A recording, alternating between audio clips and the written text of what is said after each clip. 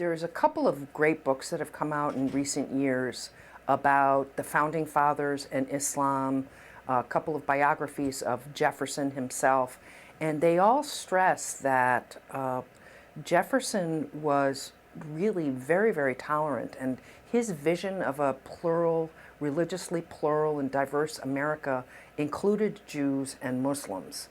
So he tended to be very sympathetic to Muslims and wanted to include them in what he saw as a diverse America.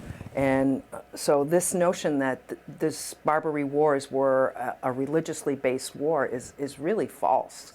You have dominating the news these radical Islamists and ISIS and Al-Qaeda and some of these other groups that misinterpret the Quran, misinterpret jihad. Like even the term jihad, it starts with the personal struggle against temptation, against sin, against falling away from the righteous path laid out by the Quran, the Holy Scripture.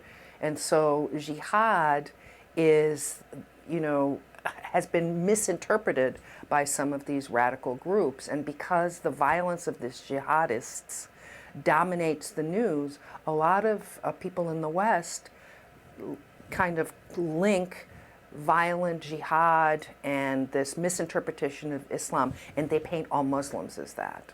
And I think that's part of the problem. And there's been over the years, there's all kinds of historians and cultural historians and intellectual historians who have traced stereotypes about Muslims in Western literature, Western political thought, and it's called Orientalism, this kind of perception of them as the other, as different from us in fundamental and human ways. So it's not surprising and that people are now looking backward into American history to try to find sources of the tension that we're experiencing today.